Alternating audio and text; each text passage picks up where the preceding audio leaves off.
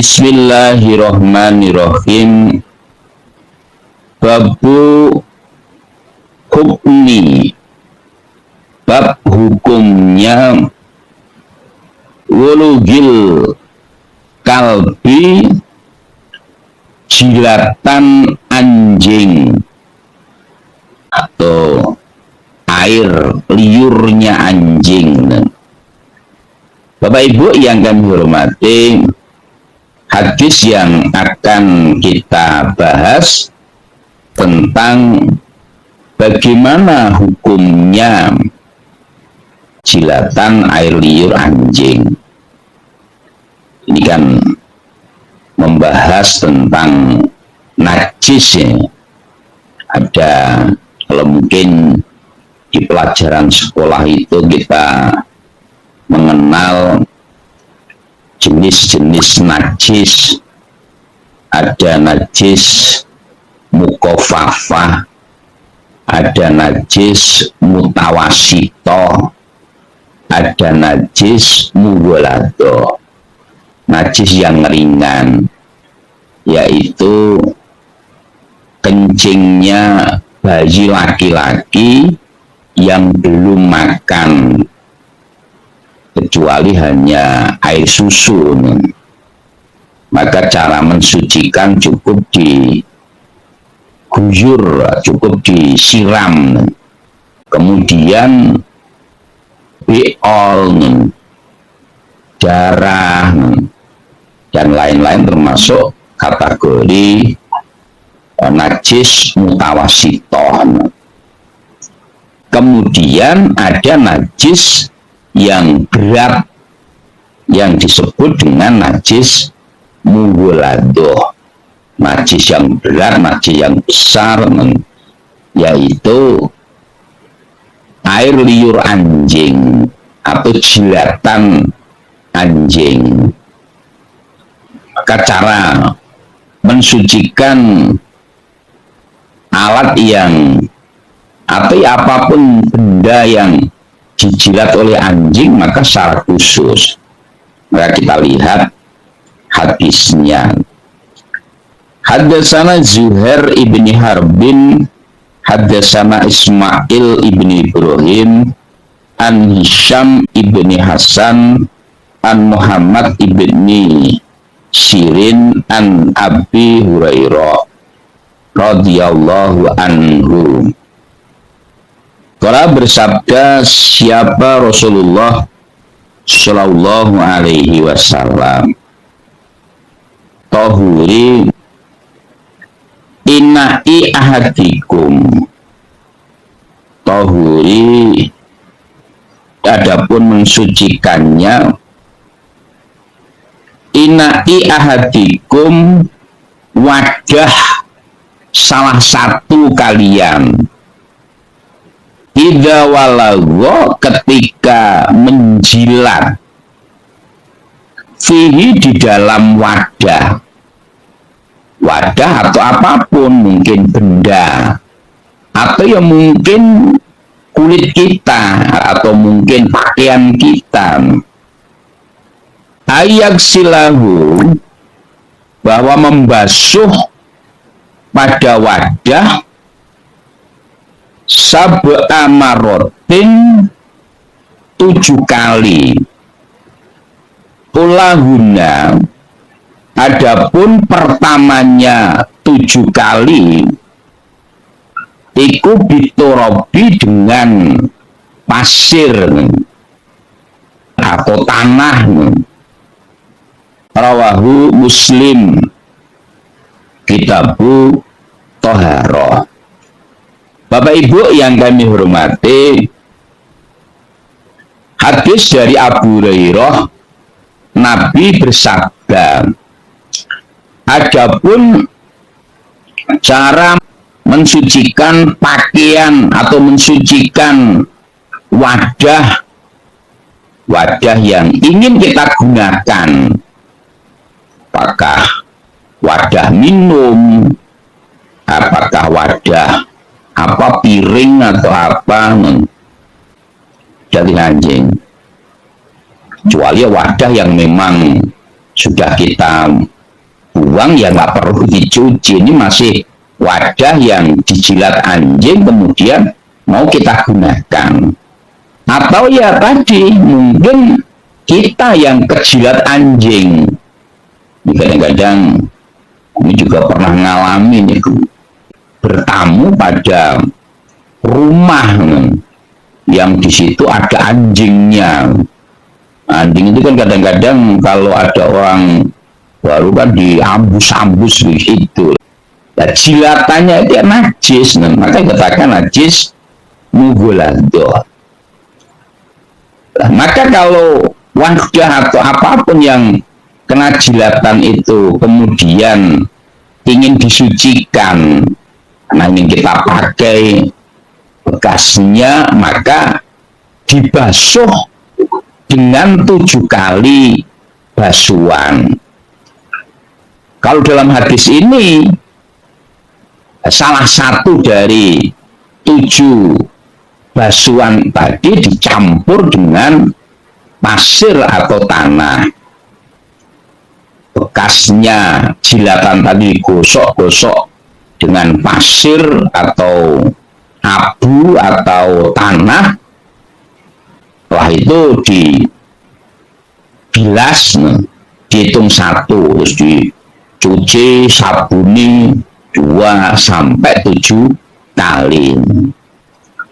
Nah, adapun memakai pasirnya ini boleh di awal, boleh di tengah, boleh di akhir. Kalau di dalam Nasai atau kitab Shalah itu memakai pasirnya paling belakang, terakhir. Jadi yang penting salah satu dari 7 kali tadi menggunakan pasir. Bisa di awal mencucinya, mencuci pakai pasir dulu, gosokin, atau pakai debu, atau pakai abu, atau pakai tanah. Setelah itu dibilas, hitung 1, terus sabuni bilas 2, sabuni bilas 3, sabuni bilas sampai 7 kali. Atau ya tadi 3 kali pakai sabun bilas, terus yang keempatnya gosok-gosok pakai pasir atau debu atau tanah atau abu gosok itu, gosok-gosok dibilas, terus dihitung 4, terus cuci sabun 5 sampai ke 7. Atau yang terakhir juga boleh. Nah, ini menandakan bahwa najisnya, hukumnya jilatan anjing itu termasuk najis yang berat. Nah, kalau najis yang sedang aja kan ya dicuci sekali lah cukup kan. Nah, ini sampai dicuci 7 kali. Maka dalam hadis yang lain itu kan juga Nabi merintahkan bunuhlah anjing kecuali 2 anjing, yaitu anjing yang memang digunakan untuk berburu, yang kedua anjing yang digunakan untuk menjaga hewan, menjaga kambing, menjaga ternak. Zaman dulu itu kan orang punya kambing itu kan banyak, sehingga untuk membantu menggembala kambing, nah itu maka dipelihara anjing untuk dilatih, untuk menjaga kambing agar tidak makan tanaman tetangga dan lainnya. Selain itu ya suruh membunuh. Dan dalam hadis yang lain itu dijelaskan orang yang memelihara anjing itu pahalanya setiap hari berkurang 1 kirot. Padahal belum tentu setiap hari itu punya pahala 1 kirot. Makanya nggak ada untungnya. Bahkan dalam hadis yang lain, malaikat rahmat tidak masuk di dalam rumah yang rumah itu ada 3 hal. Pertama ada gambar timbul. Gambar timbul itu ya contohnya patung, arca, dan lain-lain. Kemudian yang keduanya ada orang yang punya tanggungan mandi jenabah. Kemudian yang ketiganya ada anjing. Maka dari itu ya, kalau dari sudut agama ya hampir tidak ada manfaatnya. Apalagi sekarang kan juga nggak ada orang itu berburu pakai anjing, itu juga nggak ada.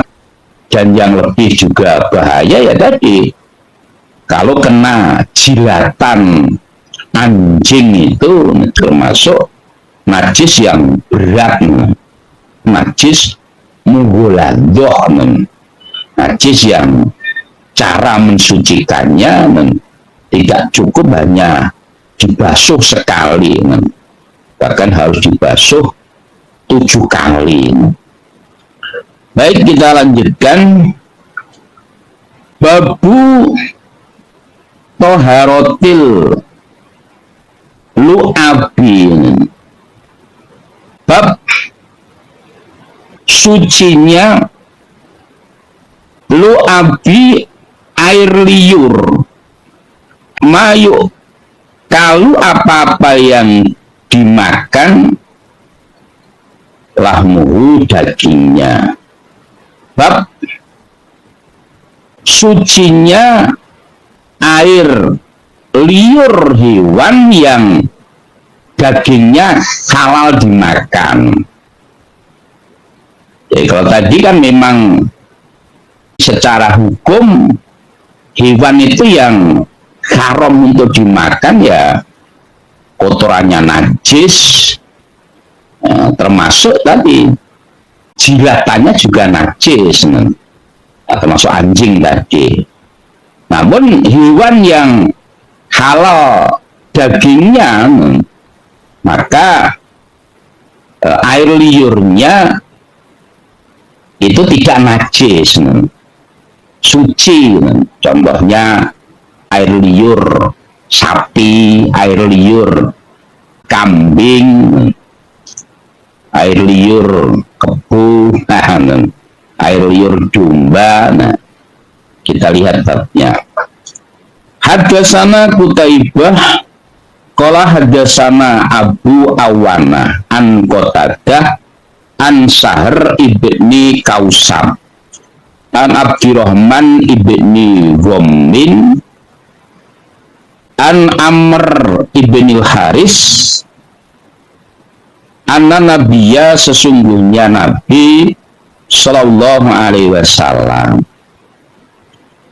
khotoba, nasihat. Siapa Nabi atau khutbah siapa Nabi alana kotihi, di atas untanya Nabi. Nabi nasihat di atas unta. Misalnya unta Nabi itu ya unta yang berwarna merah, namanya unta Qaswa. Wa ana, dan aku Amr Khorijah, tahta, di bawah jironiha, lehernya unta. Dia megangi unta tadi biar tenang, biar tidak jalan, biar tidak berot. Nabi di atas unta, biar kelihatan orang-orang, biar mendengar ya orang-orang perhatian, termasuk ketika Nabi sedang di Arafah waktu haji wada itu, Nabi nasihatnya jika di atas unta. Ya, unta itu agar tenang dan agar tidak beringas, diam, maka saya pegang.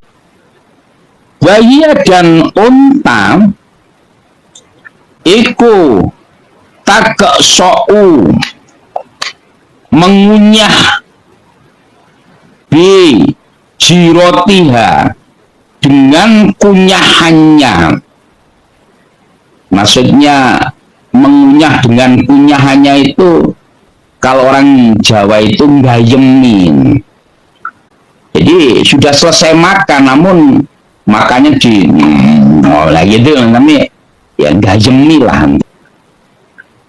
Wa inna lu'abaha, dan sesungguhnya ludahnya unta yasilu mengalir baina katifai, di antara dua belikatku. Al hadis rawahu at-Tirmidzi. Bapak Ibu yang kami hormati, hadis dari Amr bin Khorijah. Saat itu Nabi nasihat di atas punggungnya unta. Nah, saya ada di bawah lehernya unta. Ya, tujuannya apa? Biar untanya tidak bergerak, biar tenang. Maka saya pegangi lehernya itu. Dan saat itu unta sedang gayemi, bahasa Inggris itu memamah biak. Maka ada istilah hewan pemamah biak. Ya, contohnya sapi, unta, kerbau itu hewan yang memamah biak. Mamah biak itu ya udah selesai makan, namun ya entah makannya merem sambil gayemi, namanya memamah biak. Nah, unta juga begitu. Dan saat itu, saat sedang memamah biak itu, makan sudah lama sebenarnya, yaitu ya biasanya mengeluarkan lendir, mengeluarkan ludah. Nah, ludahnya itu sampai netes mengenai tulang belakang. Dan Nabi ya juga mengingatkan, Nabi tidak menegur apa-apa. Nah, ini menandakan bahwa air liur hewan yang dagingnya halal itu tidak najis. Jadi kalau kita kembali kepada babnya tadi, ya salah satunya unta, yang mana unta itu kan dagingnya halal. Maka umpama unta tadi menjilat, ya apakah badan kita, pakaian kita, atau ya wadah yang buat nombor ada itu, ya maka tidak najis. Maka ya bukan hanya unta saja, ya contohnya mungkin kalau di sini ya sapi. Nah, sapi itu kan kalau mau kurban itu ya kan senangnya lidahnya menjulur-julur begitu untuk nyari makanan. Atau ya kalau ada orang yang dekat diciumin, nah maka kadang-kadang kena ludahnya atau air liurnya. Maka air liur hewan yang memang dagingnya itu halal dimakan, maka tidak najis. Atau kambing atau apa, tidak najis. Ini kan beda dengan tadi, kalau air liur anjing itu najis, bahkan bukan hanya najis biasa, bisa dikatakan najis yang berat, najis mubalah.